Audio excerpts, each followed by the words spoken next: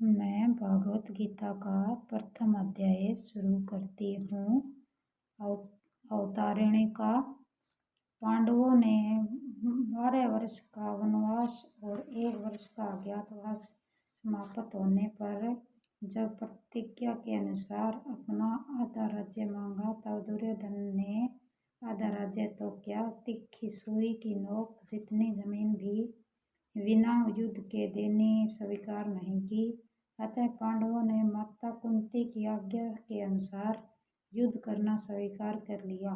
इस प्रकार पांडवों और कौरवों का युद्ध होना निश्चित हो गया और तदनुसार दोनों ओर से युद्ध की तैयारी होने लगी। महर्षि वेदव्यास जी का धृतराष्ट्र पर बहुत स्नेह था। उस स्नेह के कारण उन्होंने धृतराष्ट्र के पास आकर कहा कि युद्ध होना और उसमें क्षत्रियों का महान संहार होना अवश्य संभावी है।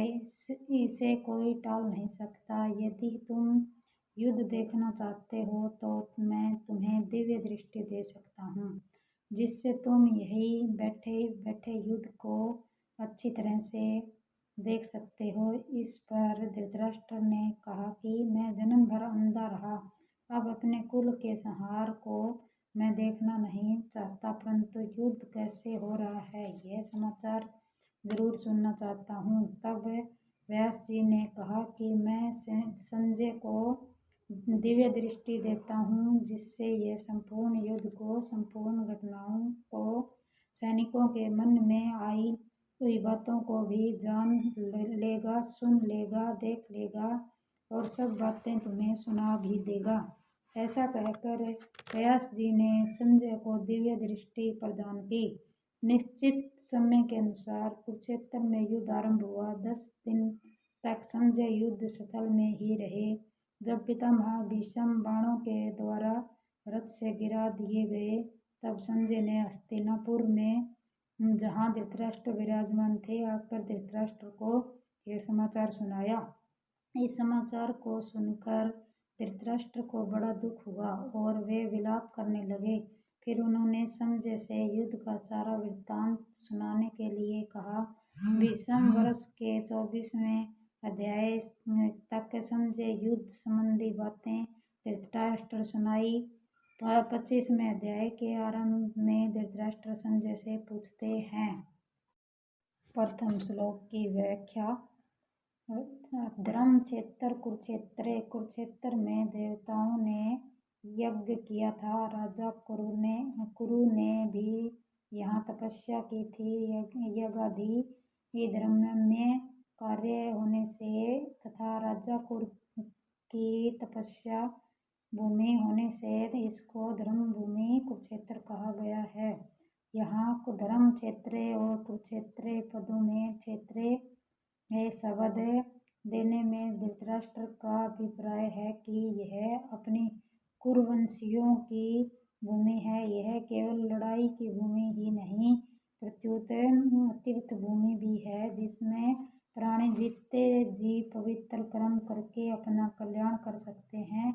इस तरह लौकिक और परलौकिक सब तरह का लाभ हो जाए, ऐसा विचार करके हम श्रेष्ठ पुरुषों की संपत्ति लेकर ही युद्ध के लिए यह भूमि चुनी गई। संसार में प्राय 3 बातों को लेकर लड़ाई होती है, भूमि, धन और क्षत्रिय। इन तीनों में भी राजाओं का आपस में लड़ना मुख्यतः जमीन को लेकर होता है। यहाँ कुरुक्षेत्र पद देने का तात्पर्य भी जमीन को लेकर लड़ने में है। कुरुवंश में धृतराष्ट्र और पांडु के पुत्र सब एक हो जाते हैं। कुरुवंशी होने से दोनों का कुरुक्षेत्र में अर्थात राजा कुरु की जमीन पर समान हक लगता है। इसलिए कौरवों द्वारा पांडवों को उनकी जमीन न देने के कारण दोनों जमीन के लिए लड़ाई करने आए हुए हैं।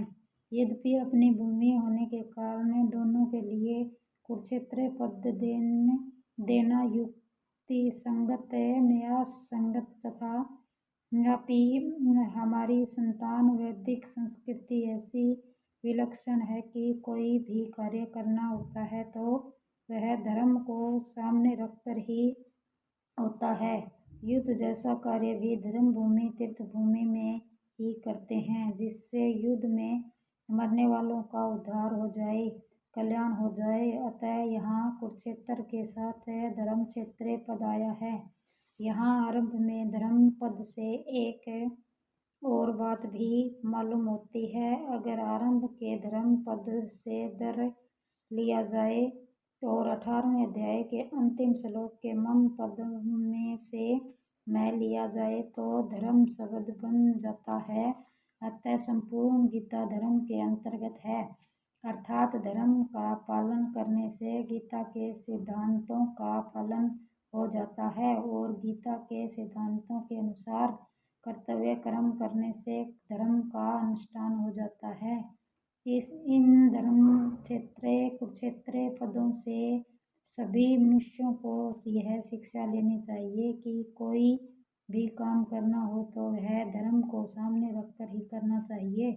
प्रत्येक कार्य सबके हित की दृष्टि से ही करना चाहिए, केवल अपने सुख आराम की दृष्टि से नहीं। और कर्तव्य अकर्तव्य के विषय में शास्त्र को सामने रखना चाहिए। गीता 16वें अध्याय का 24वां श्लोक।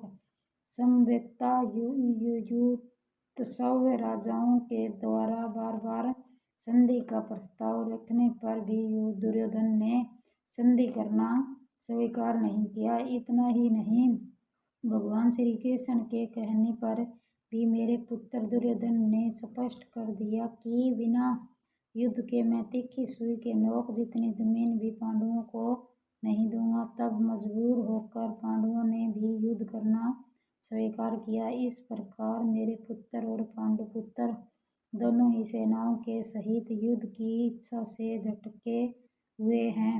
दोनों सेनाओं में युद्ध की इच्छा रहने पर भी दुर्योधन में युद्ध की इच्छा विशेष रूप से थी। उसका मुख्य उद्देश्य राज्य प्राप्ति का ही था। वह राज्य प्राप्ति धर्म से हो जाए, अधर्म से, न्याय से हो जाए, अन्याय से, विहित रीति से हो जाए, चाहे निषिद्ध रीति से, किसी भी तरह से हमें राज्य मिलना चाहिए, ऐसा उसका भाव था। इसलिए विशेष रूप से दुर्योधन का पक्ष युयुत्सु अर्थात युद्ध की इच्छा वाला था। पांडवों में धर्म की मुख्यता थी। उनका ऐसा भाव था कि हम चाहे जैसा जीवन निर्वाह कर लेंगे पर अपने धर्म में बाधा नहीं आने देंगे, धर्म के विरोध नहीं चलेंगे। इस बात को लेकर महाराज युधिष्ठिर युद्ध नहीं करना चाहते थे, परंतु जिस माँ की आज्ञा से युधिष्ठिर ने चारों भाइयों सहित द्रौपदी से विवाह किया था, उस माँ की आज्ञा होने के कारण ही महाराज युधिष्ठिर की युद्ध में प्रवृत्ति हुई थी।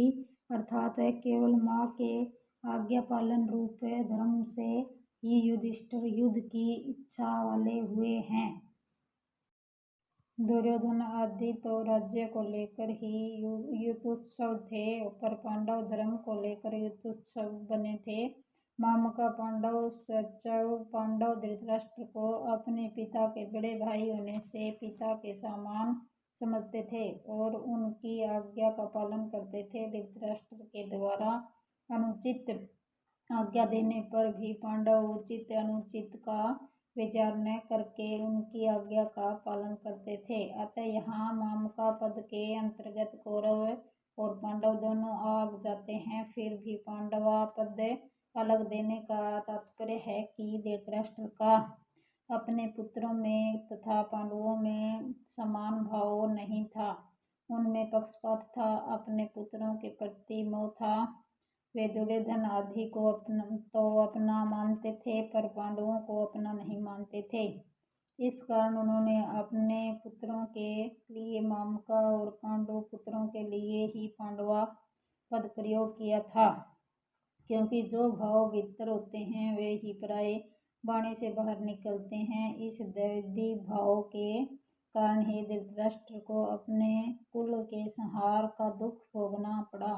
इससे मनुष्य मात्र को यह शिक्षा लेनी चाहिए कि वह अपने घरों में, मोहल्लों में, गांवों में, प्रांतों में, देशों में, संप्रदायों में द्वैधी भाव अर्थात ये अपने हैं ये दूसरे हैं ऐसा भाव न रखें। कारण कि द्वैय भाव से आपस में प्रेम स्नेह नहीं होता, प्रत्युत कलह होती है। यहाँ पांडवा पद के साथ एवं पद देने का तात्पर्य है कि पांडव तो बड़े धर्मात्मा हैं, अतः उन्हें युद्ध नहीं करना चाहिए था, परंतु वे भी युद्ध के लिए रणभूमि में आ गए तो वहां आकर उन्होंने क्या किया। मामका और पांडवा, इनमें से पहले मामका पद का उत्तर संजय आगे के दूसरे श्लोक से 13वें श्लोक तक देंगे कि आपके पुत्र दुर्योधन ने पांडवों की सेना को देखकर द्रोणाचार्य से मन में पांडवों के प्रति द्वेष पैदा करने के लिए उनके पास जाकर पांडवों के मुख्य मुख्य सेनापतियों के नाम लिए। उसके बाद दुर्योधन ने अपनी सेना के मुख्य मुख्य योद्धाओं के नाम लेकर उनके रण कौशल आदि की प्रशंसा की। दुर्योधन को प्रसन्न करने के लिए भीष्म जी ने जोर से शंख बजाया। उसको सुनकर कौरव सेना में शंख आदि बाजे बज उठे। फिर 14वें श्लोक में 19वें श्लोक तक पांडवा पद का उत्तर देंगे कि रथ में बैठे हुए पांडव पक्षीय भगवान श्री कृष्ण ने शंख बजाया। उसके बाद अर्जुन, भीम, युधिष्ठिर, नकुल, सहदेव आदि ने अपने अपने शंख बजाए, जिससे दुर्योधन की सेना का हृदय दहल गया। उसके बाद भी संजय पांडवों की बात कहते कहते 20वें श्लोक से श्री कृष्ण और अर्जुन के संवाद का प्रसंग आरंभ कर देंगे।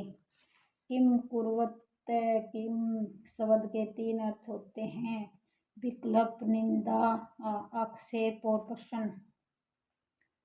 युद्ध हुआ कि नहीं, इस तरह का विकल्प तो यहाँ लिया नहीं जा सकता, क्योंकि 10 दिन तक युद्ध हो चुका है और भीष्म जी को रथ से गिरा देने के बाद संजय हस्तिनापुर आकर धृतराष्ट्र को वहाँ की घटना सुना रहे हैं।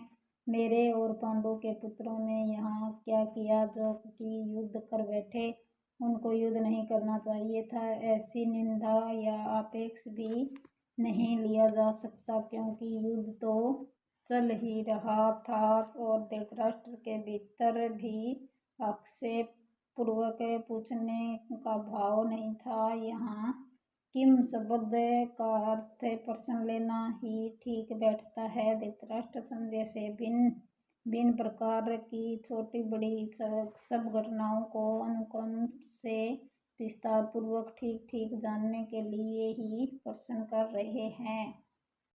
परिशिष्ट भाव: मेरे पुत्र मामका और पांडु के पुत्र पांडवा, इस मतभेद से ही राग द्वेष पैदा हुए, जिससे लड़ाई हुई, हलचल हुई। धृतराष्ट्र के भीतर पैदा हुए राग द्वेष का फल यह हुआ कि 100 के 100 पुत्र मारे गए, पर पांडव के एक भी नहीं मारा गया। जैसे दही बिलोते हैं तो उसमें हलचल पैदा होती है, जिससे मक्खन निकलता है, ऐसे ही मामका और पांडवा के भेद से पैदा हुई हलचल से अर्जुन के मन में कल्याण की अभिलाषा जागृत हुई, जिससे भगवत गीता रूपी मक्खन निकला। तात्पर्य यह हुआ कि धृतराष्ट्र के मन में होने वाली हलचल से लड़ाई पैदा हुई और अर्जुन के मन में होने वाली हलचल से गीता प्रकट हुई। संबंध: धृतराष्ट्र के प्रश्न का उत्तर संजय आगे के श्लोक से देना आरंभ करते हैं।